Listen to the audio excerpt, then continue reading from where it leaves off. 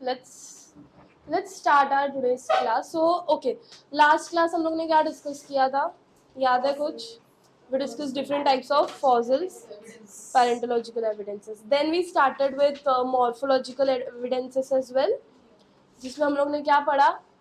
Analogous, homologous and vestigial organs, right? अब there is something more. If you guys remember, मैंने तुमको बोला था हम लोग को कुछ पढ़ना है एक्स्ट्रा, एडप्टिव और कन्वर्जेंट और ये चीजें, राइट?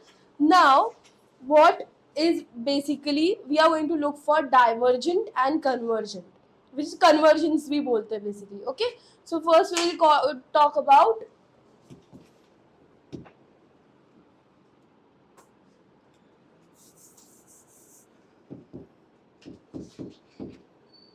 divergent. अब ये जो divergent and convergent है ना, they are nothing but the type of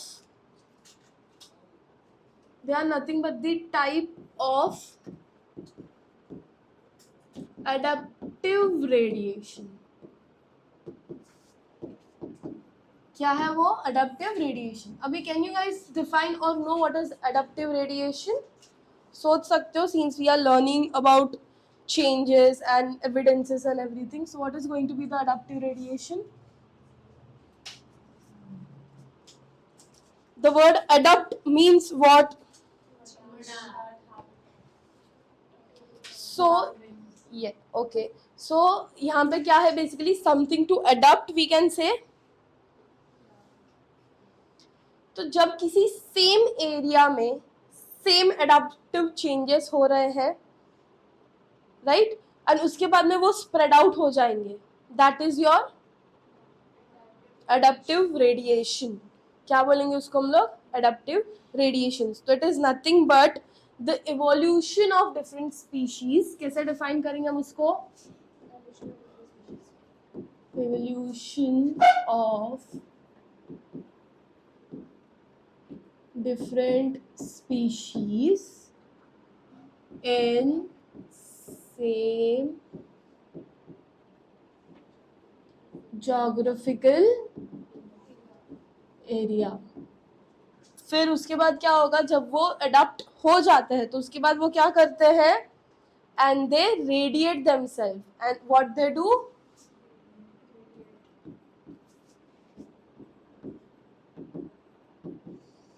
radiate मतलब क्या? Spread out. Spread out where? To other areas या अदर जोग्राफिकल एरिया बोल देते हैं. ठीक है, तो this is your basic definition for your adaptive radiation. अब उसी में हमारा जो मेजर एडाप्टिव रेडिएशन में जो हमको पढ़ना है, that is your divergent. Divergent को we will also, so this will be also said as adaptive divergence या adaptive divergent. तो divergent का मतलब क्या होगा? The evolution that are based on this situation will be known as divergent. Repeat करो, क्या बोला? Evolution based on adaptive radiation is. तो इफ यू गाइस रिमेम्बर, हमने होमोलॉगी और एनालॉगी पढ़ा है, राइट? तो डाइवर्जेंट में तुम्हारा कौन सा कैटेगरी आता है? होमोलॉगी या एनालॉगी?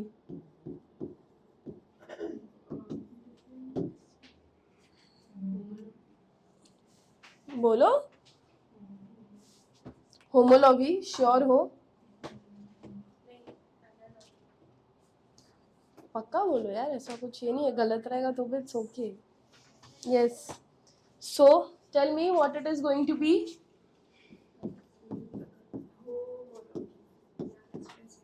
होमोलॉगी मिलेगा अपने को. क्या मिलेगा? सो होमोलॉगी में you are going to find adaptive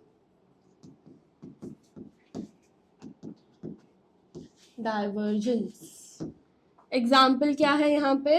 it starts with Darwin. Darwin last class हमने बोला, मैंने एक नाम बोला था, लिखा नहीं. Darwin finches, Then second example can be, नहीं वो तो थ्योरी हो गई.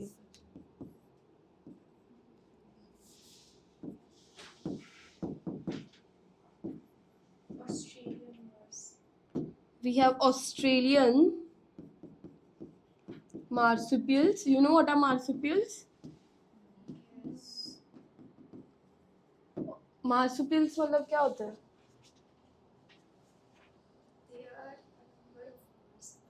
They are type of marsupials. Wow.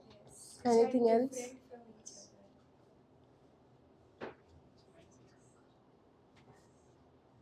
बोलो. Then third category is placental mammal.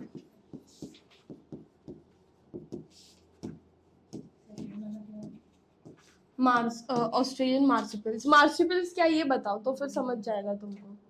मार्सुपिल्स क्या है?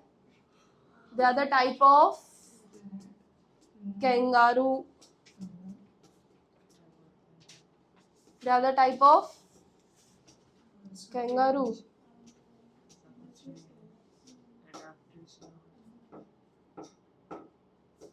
बताओ जल्दी क्या लगता है क्या है. अच्छा डार्विन फिंचेस का क्या है वो बता दो.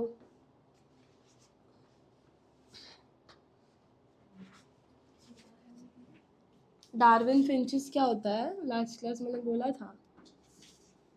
बोला था.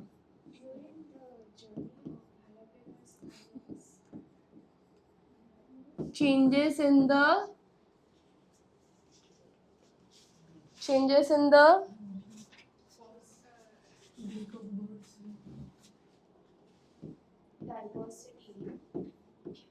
for food. किसके लिए है ये चेंजेस? For food. ठीक है. तो बेसिकली यहाँ पे चेंजेस क्यों फॉर्म हुए थे? अब इसको हम लोग डार्विन फिंचेस क्यों बोलते हैं? क्योंकि डार्विन ने ये ऑब्जर्व किया था बर्ड के बीक में कि कैसे चेंजेस हो रहे हैं, इवोल्यूशन कैसे हुआ है with respect to the food habit. समझा? श्योर हो? समझा तुमको? तो यहाँ पे क्या चेंजेस हुए देखो. जो बर्ड्स सीड खाती हैं उनके बीक्स अलग होते हैं, और जो बर्ड्स इंसेक्ट खाते हैं या let's say water aquatic organisms पे डिपेंडेंट है, उनके बीक्स डिफरेंट होते हैं. तो उन बीक्स के वेरिएशंस की स्टडी की गई थी.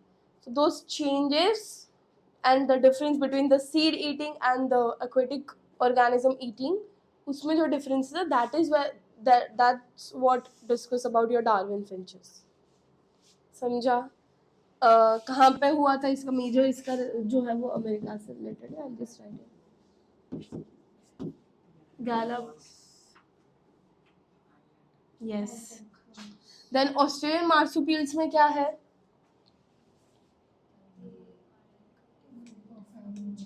Group of animals.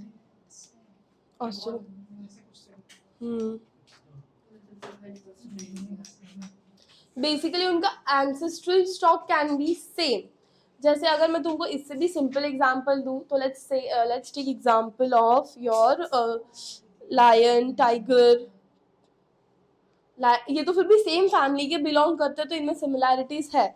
But fox is also somewhat. Fox है, डॉग है, इन सब में भी देयर इज सम और the other commonness with the tiger and lion. Right? That means we can say कि इन सबका कोई तो एक एंसेस्ट्रल कॉमन होगा जिसकी वजह से ये सब स्टार्ट हुआ है. तो वैसे ही ऑस्ट्रेलिया में डिफरेंट डाइवर्सिटी मिली है हमको, that is with respect to marsupials. तो उनमें अलग अलग जो वेरिएशंस दिख रहे हैं वो किसी ना किसी ऑर्गेनिज्म से मैच कर रहा है. वहां पे जो अवेलेबल है उनमें बहुत ही क्लोज कनेक्शन दिखता है अपने को, जो अभी डाइवर्सिफाइड हो गया but there was there. So that is under your Australian marsupials में. Then third category is about placental mammals. What do you understand by placental mammals?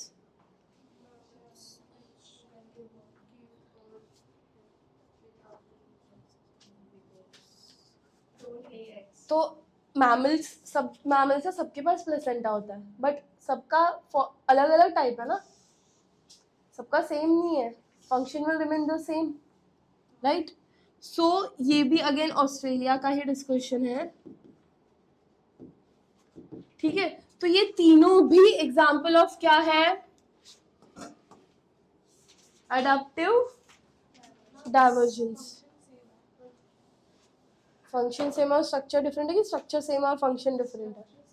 Structure same है ना, सबका परसेंटा सेम होगा बट उनका फंक्शन डिफरेंट। मतलब अगर ऐसे देखा जाए तो सब सिमिलर फंक्शन है टू गिव न्यूट्रिशन, बट उसके बाद का फंक्शन डिफर करता है depending upon the type of organism.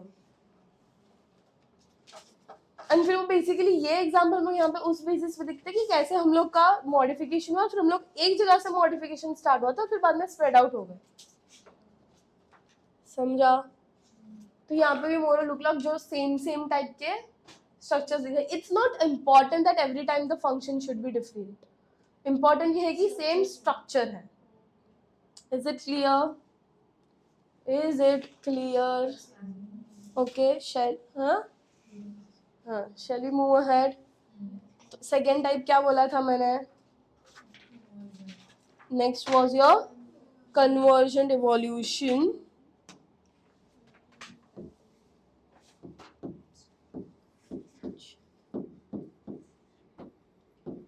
इसको हम लोग क्या बोल सकते हैं? अडैप्टिव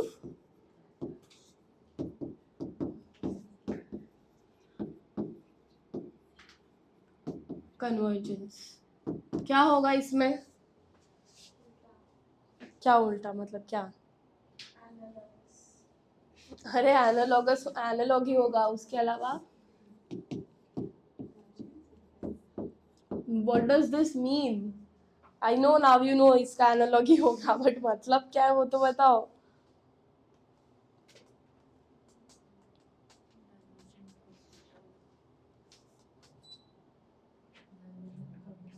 डाइवर्जन का मतलब क्या था?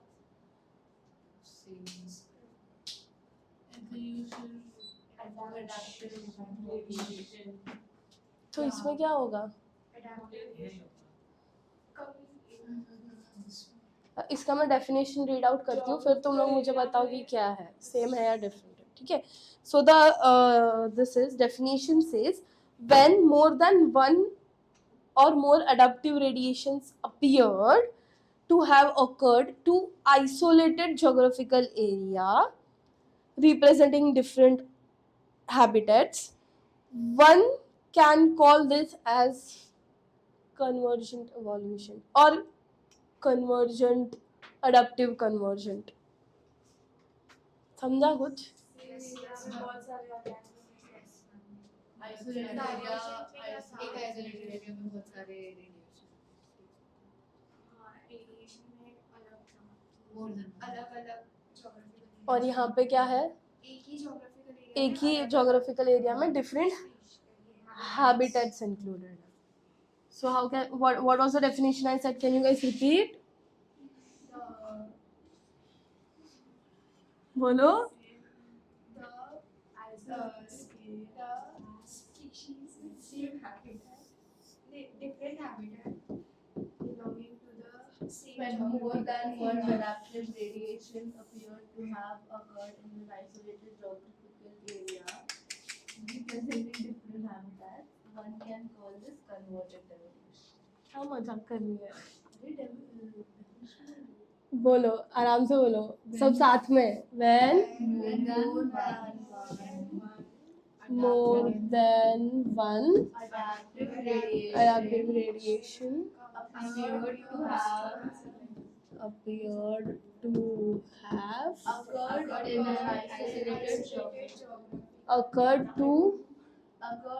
an isolated geographical area, one can call this convergent evolution.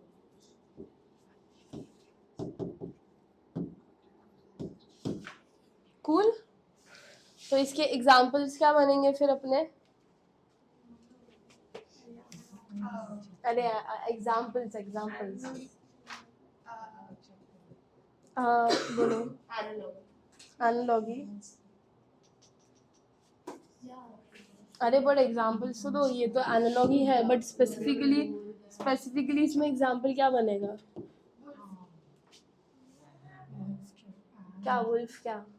carnations. अब यहाँ पे यू रिमेम्बर प्लेसेंटा का हम लोग ने एग्जाम्पल पीछे लिखा है. प्लेसेंटा का एग्जाम्पल इधर भी आएगा. क्यों इधर आएगा? इसमें सबका structure different है but function. Wolf placenta of wolf and marsupials differ करता है. They're not same. Anything else that you can say?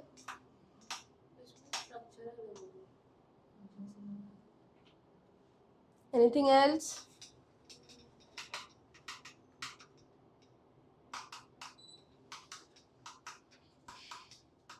No. बस. Wow.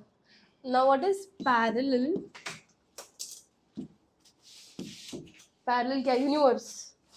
Parallel universe. Yes. Parallel universe ना? No evolution. Parallel. Okay. Now what would be parallel evolution? नाम से क्या लग रहा है? If I say parallel evolution, that means what? Two evolutions are there. Wow. Anything else? When Two independent but similar species evolve. when you will see adaptive conversion in closely related species.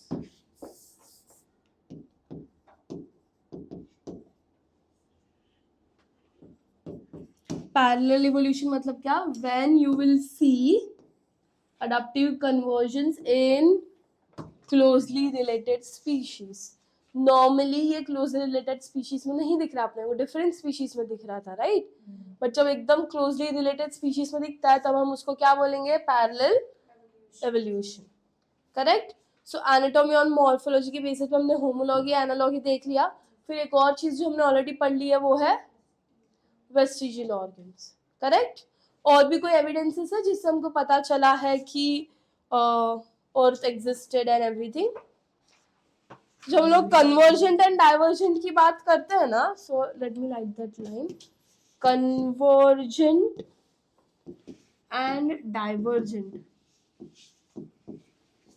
Are example of which type of proof?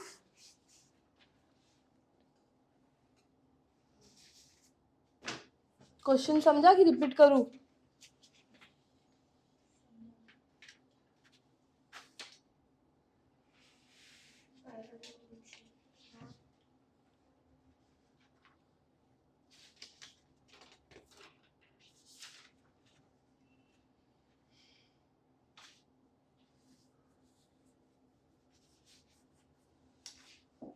अरे बोलो कुछ तो बोलो. Something. Convergent and divergent are the example of which type of evolution or Morphological and anatomical.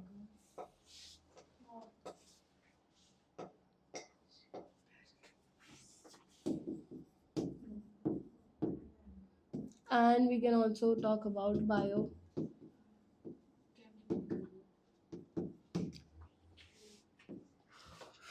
ठीक है, ये दो points clear है? श्योर हो? पक्का? और कोई बायोलॉजिकल एविडेंसेस हम लोग ले सकते हैं क्या? डायरेक्ट एम्ब्रियोलॉजिकल पाएंगे?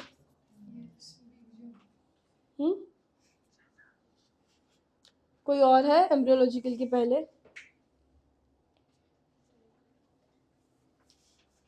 कनेक्टिंग लिंक्स भी हमारे लिए ये फॉर्म करती है ना.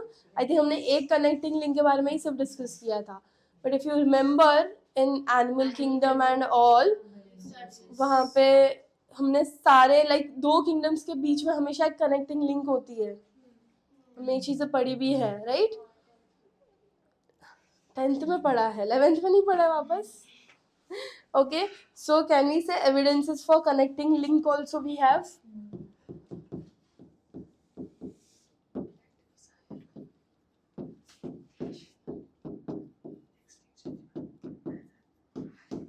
Yes. Can you guys tell me first? Let's talk about virus से शुरू करते हैं. Virus is the connecting link between. हाँ, it is connecting link between living and.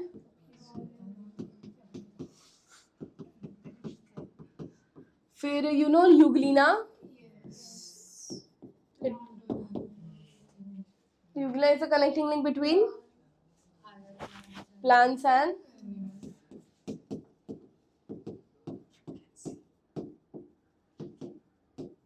और उसके बाद में यूग्लिना के बाद में व्हाट वी कैन टेक नियोपिलीना. क्या है?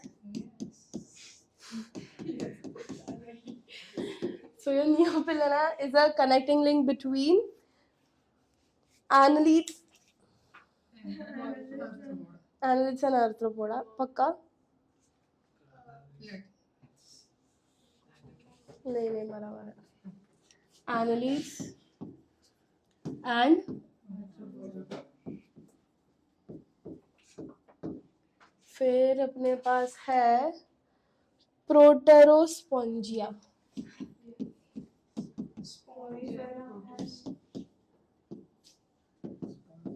हाँ, ये किसके बीच में है? Yes, protozoa and Porifera. नाम में ही लिखा हुआ है. यस. उसके बाद में हमने लिखा एनालिड्स एंड आर्थ्रोपोडा. हेमिकॉर्डेट को तो टाइम है. इसके पहले पेरिपैटिस. किसका है वो?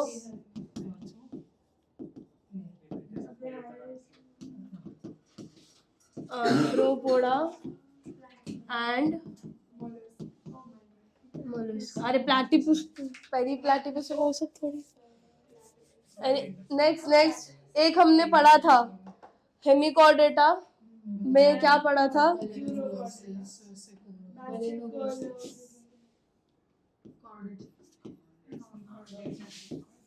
कॉर्डेट्स एंड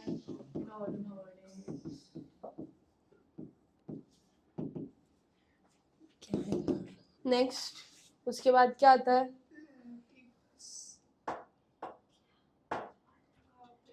बोनी और कार्टिलेजिनस फिशेस के बीच का कनेक्टिंग लिंक याद है?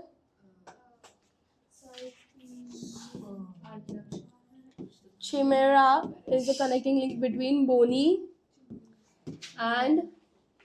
ये जनरल नेम लिखा है मैंने. देन फिश के बाद क्या अपना नेक्स्ट? फिश और एम्फीबियन के बीच में कौन है? Lung fish. लंग फिश का दूसरा नाम पता है? फिश एंड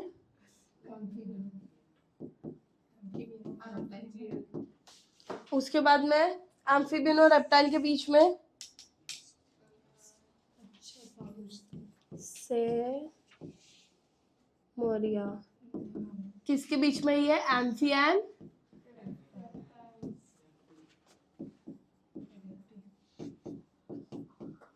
देन रेप्टाइल और बर्ड्स के बीच में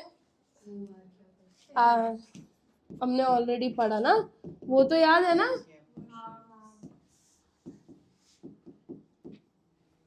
फिर बर्ड्स और फिशेस. हाँ, बर्ड्स और फिशेस. बर्ड्स और मैमल्स में कोई सिमिलैरिटी है क्या? कैसा होएगा? तो रेप्टाइल्स और इसमें आएगा ना, मैमल्स में. यस, रेप्टाइल्स एंड उसमें क्या है? प्लैटिपस है. प्लैटिपस एंड कोई और है क्या?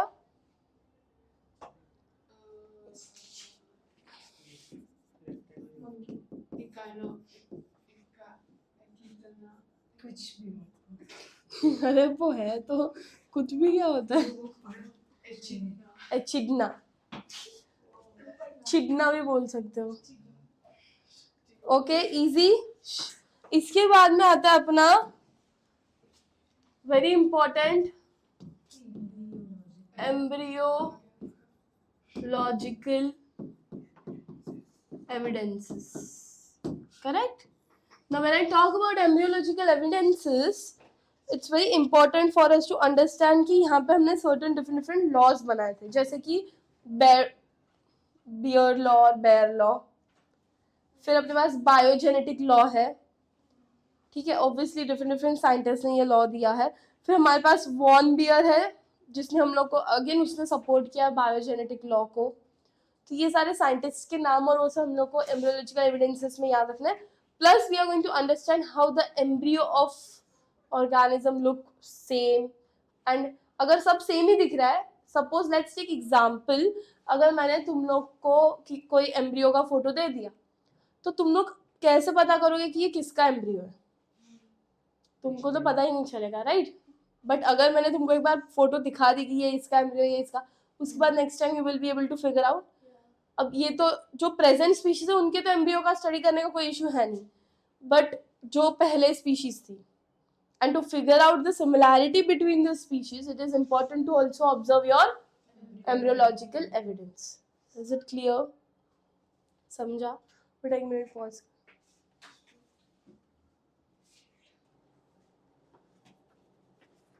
कर दिया? Okay, चलो. Let's continue.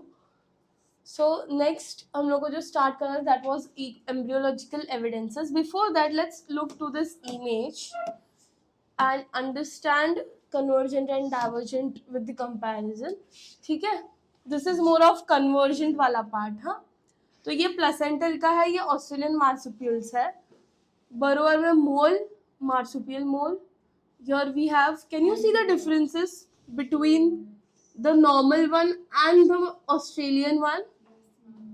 है differences? जैसे यहाँ का wolf and here we have Tasmanian wolf. Here we have Auklot and here we have Tasmanian tiger cat. Flying squirrel and here we have flying phalanger. Lemur and here we have cuscus. Here we have mouse, here we have mouse. This and this is same. ठीक है? चलो.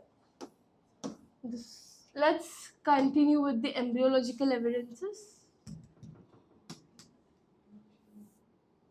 Yes. So, can you see the above image? इससे हम लोग को क्या दिख रहा है? If you will observe the first part, almost सबका embryo is looking same. But if you will start moving ahead, यहाँ से हमको differences दिख रहे हैं. So, turtle में and human का still second stage पे भी काफी हद तक similarities है. एंड अगर तुम थर्ड लेवल सिमिलैरिटीज देखोगे तो शीप एंड ह्यूमन में काफी हद तक दिख रहा है. So as you go more advancement with the embryo, you will see more specification. ठीक है? तो कॉमननेस कम होती जाएगी, राइट? तो व्हेन आई टॉक अबाउट ये, so do you know who is known as the father of embryology?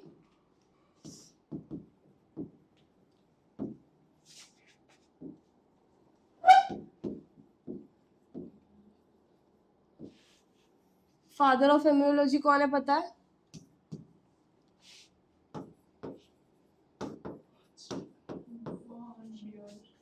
कौन है father of embryology? Von Baer. BAER है. And he gave a law which is known as Baer's law. अब ये bears law क्या बोलता है? In embryonic stages, general characters will appear firstly and then the specialized character. Hence, in the first part, general things are looking very much same. And as we move ahead, the specification increase. So, क्या था law? Repeat करो. The initial stage, the characters are the same. As we go further, the specification will be. Initially,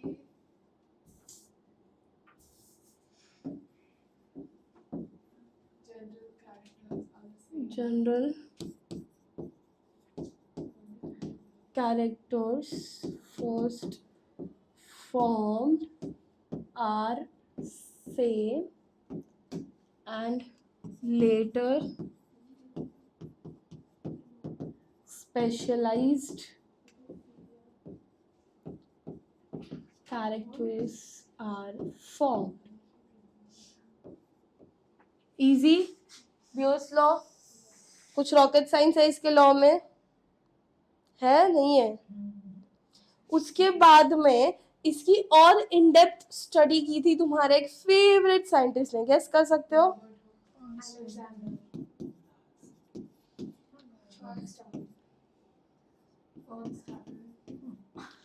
Ernst ने. So basically Ernst Hückel ने क्या किया और add on किया.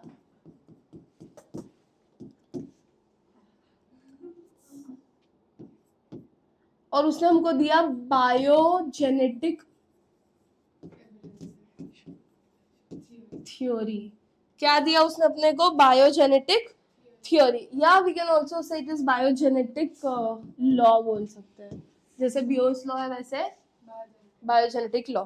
किसने दिया याद रखना. अब उसने अपने लॉ में क्या बोला? सेम चीज बोली है. क्या बोली है?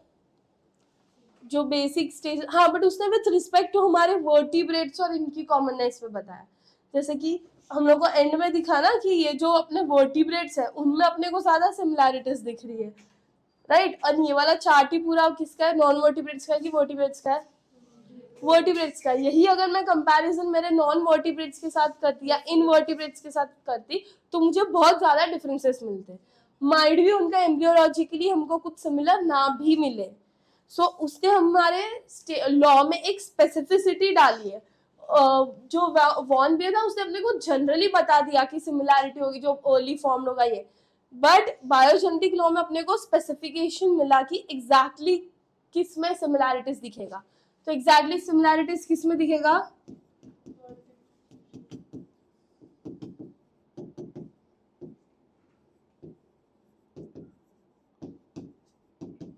On embryonic basis only. Embryology के बेसिस पे ही बात कर रहे हैं.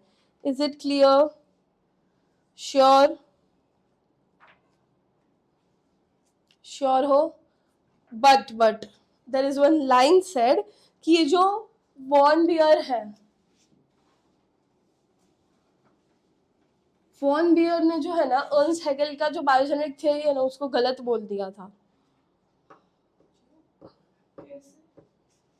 उसके इन्वेंट करने से भी पहले. तो भी प्रेडिक्शन समझे. This is something an interesting fact basically कि उसको लगता था कि उसने जो लॉ दिया है वही सही है. तो इन केस उसके ऊपर कोई और ऐड ऑन करा तो that is not the correct law basically simple terms में. हाँ, अर्न्स्ट ने बोला वो करेक्ट है क्योंकि उसने प्रॉपर एम्ब्रियोस का स्टडी करके बताया है. तो obviously for us Ernst is correct. But interestingly like ironically और व्हाट वी कैन से कि उसने पहले ही मना कर दिया कि नहीं, I am disapproving the Ernst theory. समझा? तो सही सही अर्न्स्ट का है सही. हाँ, दोनों का सही बिकॉज उसने तो उसके बेस पे किया था. हाँ, तो बेसिस तो सेम ही है. इतना कुछ ड्रास्टिक चेंजेस नहीं है. ठीक है.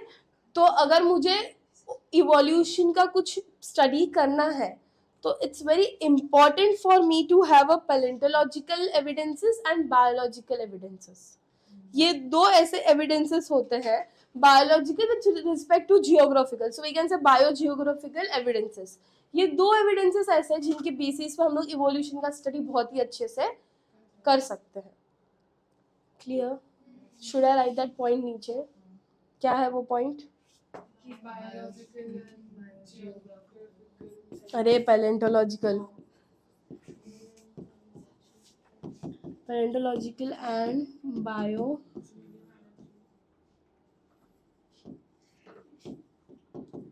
evidences can explain better the origin of evolution. Simple? Sure? यहाँ तक क्लियर है? ओके इसके बाद अपनी आती है एक theory which is natural selection की. किसने दी थी? चार्ल्स डार्विन ने. सो can I say this can be said as evolution.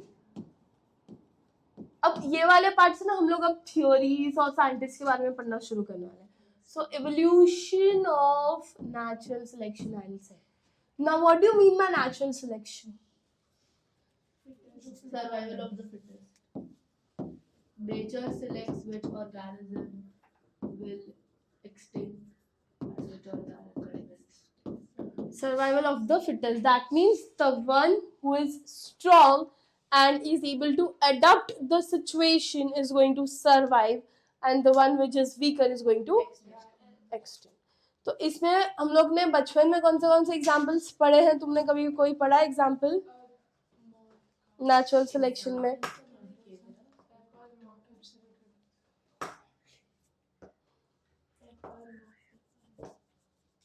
Paper moth का तो हम लोग बाद में देखेंगे. अच्छा तुम लोग ने कभी वो जिराफ वाला एग्जाम्पल पढ़ा है? गुड गुड पता है बच्चों को. गुड. सो एक्सटिंक्ट नहीं. हाँ exact. Okay so survival of the fittest ये थ्योरी किसने दी अपने को? हम लोग ने पीछे कहीं पे चार्ल्स पढ़ा था. वो तो अलग. कौन सा था? Charles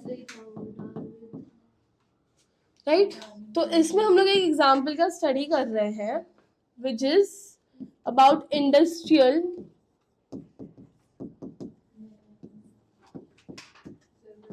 revolution.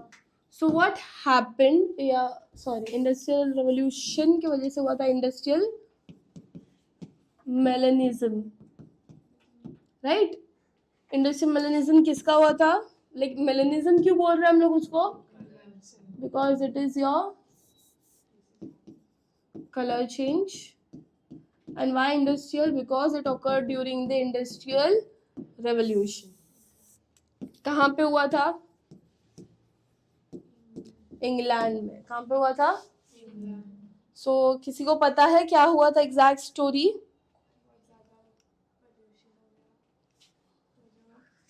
So basically due to the industrial revolution क्या हुआ? एक्सेस इंडस्ट्रीज बनने लग गई. इंडस्ट्रीज बन गई तो industry started releasing a lot of pollutants. Pollution के वजह से क्या हुआ? इंग्लैंड के जो ट्रीज थे उनका जो कलर है वो क्या हो गया? ब्लैक. मतलब उनके ऊपर वो डिपोजिशन हो गई. राइट. तो उसकी वजह से there was a insect we can say moth. So moth paper moth जो था वो पहले वहां पे रहता था. अब क्यों इनिशियली उसका कलर क्या था? वाइट कलर का था. अब पहले तो ट्रीज नॉर्मल थे तो उसको इतना इशू था नहीं. ट्रीज जब एकदम डार्कर शेड के हो गए तो it is obviously that in the darker shade the white colour will visible. बहुत ब्राइटली दिखेगा. राइट. सो मॉथ ने क्या किया? अपना वो अपना वाइट कलर को चेंज कर लिया into black and brownish black basically. तो इसकी वजह से क्या हो गया? वो प्रीडेटर्स से बचने लग गया. कैमोफ्लेज करने लग गया basically. That is the whole story. So in this situation moth ने खुद को चेंज किया with respect to the situation and खुद को अडॉप्ट कर लिया, जिसकी वजह से अब हमारे पास अब इंग्लैंड में दोनों ही टाइप के मॉथ्स मिलते हैं बेसिकली. वाइट भी होता है ब्लैक भी होता है बट मेजरली ब्लैक मिलेगा in that particular area. Clear? Sure? किसी को मालूम है पेपर मॉथ का साइंटिफिक नेम क्या है?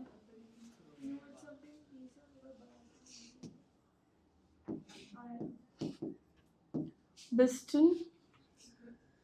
Yes, the name is Biston betullaria.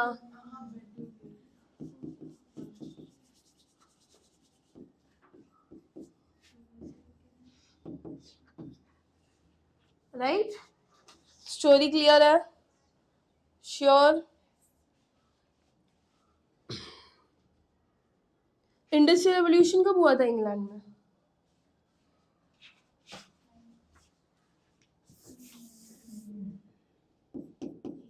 Nineteen 1920 में.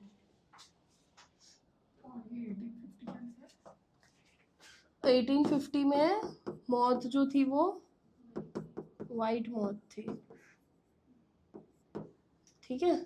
फिर इसके बाद मौत ने अपना रंग बदल दिया। अच्छा, पूरी मौत का कलर चेंज हुआ है या सिर्फ उसके विंग्स का कलर चेंज हुआ है? देखो, पूरा ब्लैक हो गया। पूरा मौत चेंज हुआ है, मौत ने सिर्फ अपने विंग्स को चेंज किया है। डिपेंड उसके आगे का पार्ट। उसकी wings भी change हो गए हैं। अबे पीछे से तो कुछ तो आ रहा है ना wings। हाँ, शेप चेंज हो गया। It was moreover, if you see black से ज़्यादा it's grayish color, हाँ, brownish blackish grayish shade में मिलता है। Easy है, sure, पक्का। This was the best example for your natural selection, which was given by Charles Darwin. Yes. Charles Darwin कहाँ पैदा हुआ था, किसी को पता है?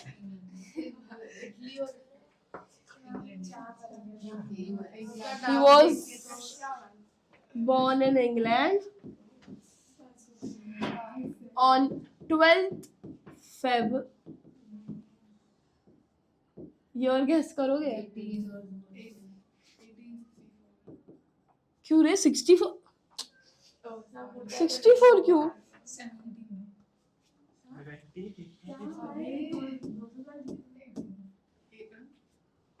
पहले जमाने में लोग जीते थे बहुत ज्यादा जीते थे। They used to live 100, 110 years and all. 150 years तक भी जीते थे लोग। हमारी लाइफस्टाइल के सब लाइफ स्पैन कम हो गया।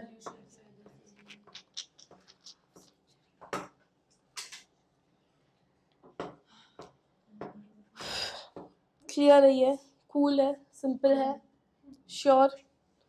स्टोरी याद रहेगी, कुछ ज्यादा इसमें है नहीं, बस तुमको बेसिक्स याद रखना है।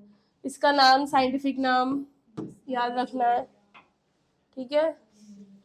एंड रिमेम्बर यहाँ पे ग्रे में चेंजेस हुए हैं, majorly white to grey. Also there was lichen का रोल ऑल्सो हियर ना। लाइकिन्स पता है तुमको, लाइकिन्स क्या होता है? तो ये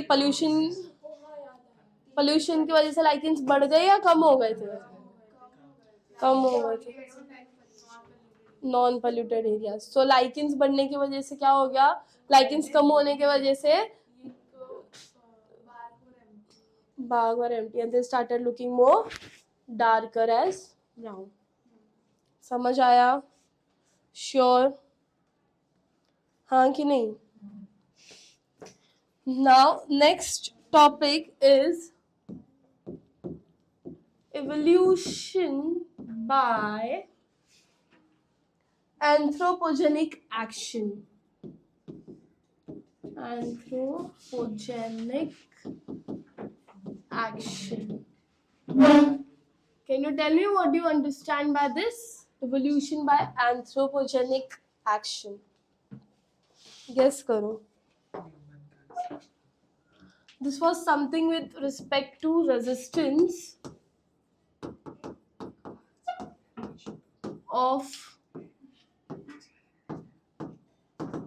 mosquitoes to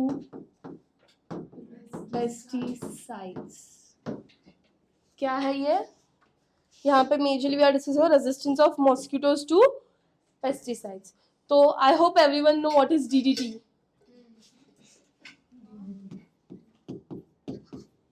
DDT full form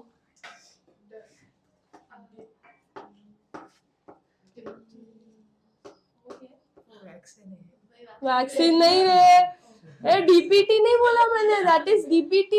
vaccine अलग है, ये DDT है, इंसेक्टिसाइड्स। फुसफुस फील्ड में डालते हैं इंसेक्ट्स को मारने के लिए।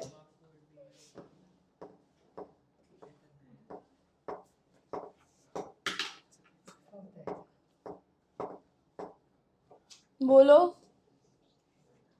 DDT का फुल फॉर्म क्या है?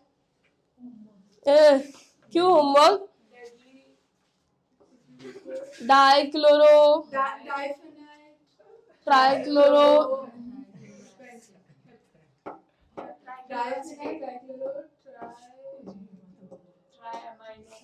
कुछ भी बोलने का मतलब ना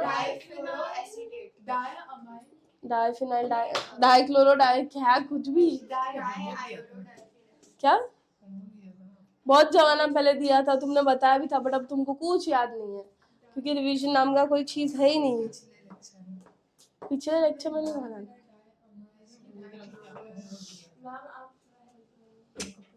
पढ़ा है अपन नहीं है, बहुत बार पढ़ा है, तो मुझे कोई इंटरेस्ट नहीं है तुमको हेल्प करने का इसमें।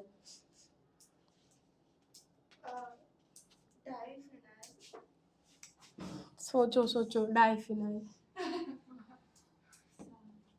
यस, डाइक्लोरो डाइफिनाइल ट्राइक्लोरो, क्यों एसीटेट आएगा इधर, क्यों, why there is a need of acetate?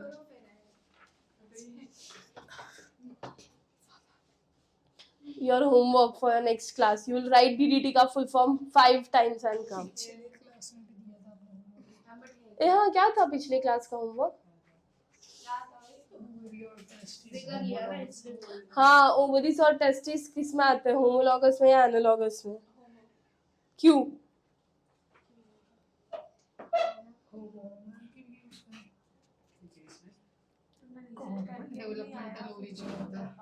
दोनों का ओरिजिन ऑफ डेवलपमेंट क्या है? सेम है।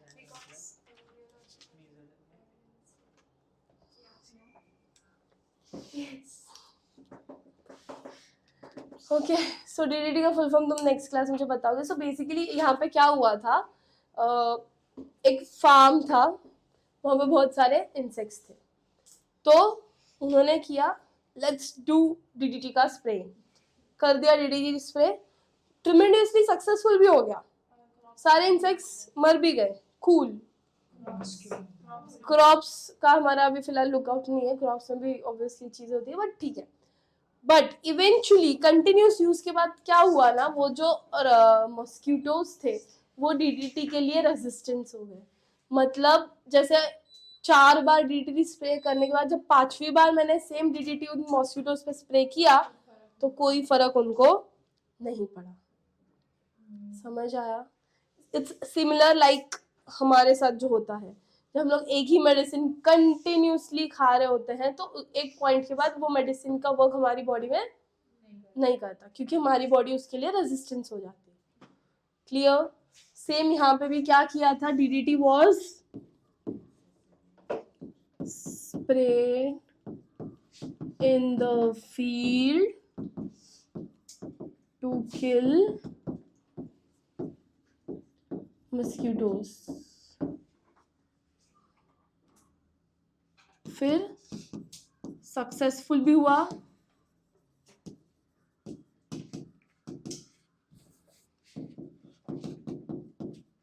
but eventually mosquitoes became resistant to DDT use. Clear? Easy है, ज्यादा डिफरेंट था। अब ये क्यों हुआ, क्यों हुआ ऐसा?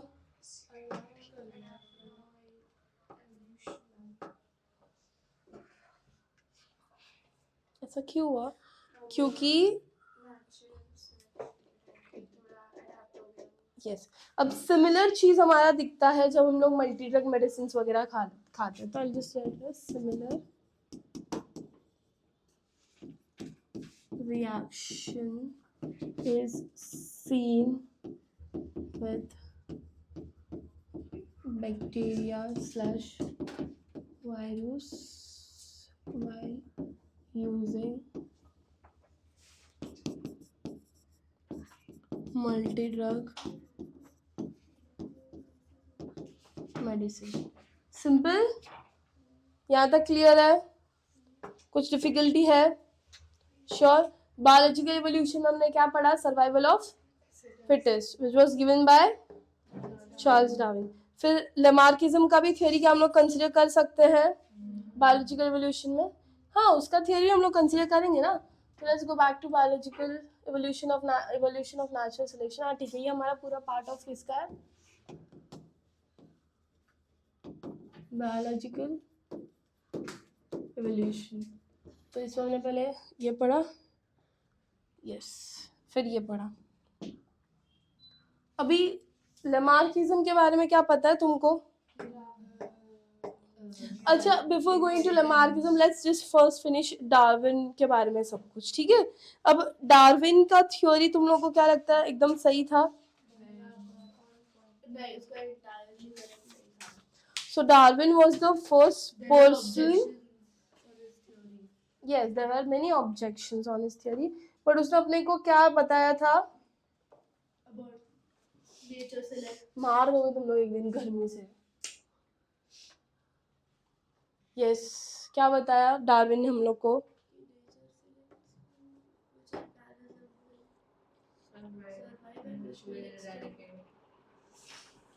तो डार्विन की थ्योरी ने किधर भी डिस्कस किया क्या? What about the use and unused things? उनकी इवोल्यूशन या उसका डिस्कशन किधर भी नहीं किया है। What else?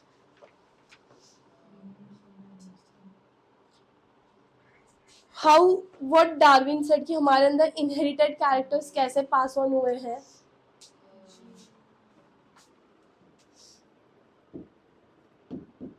यस,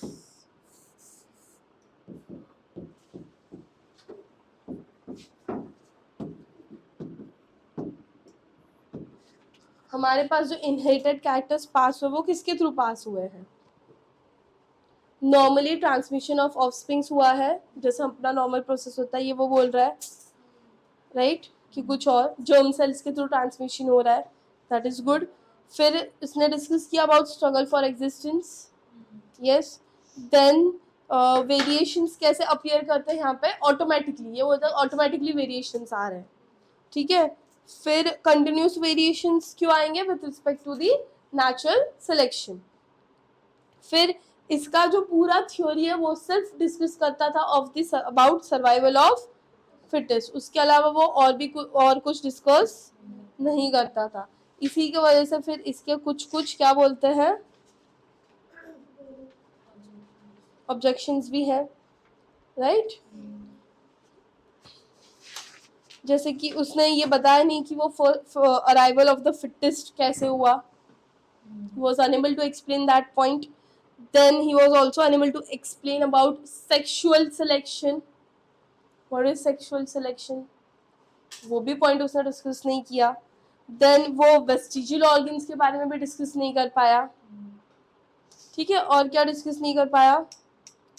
फिर उसने ये भी डिस्कशन नहीं किया कि what is the difference between the somatic cell and germinal cells, right? There is a difference between them, right?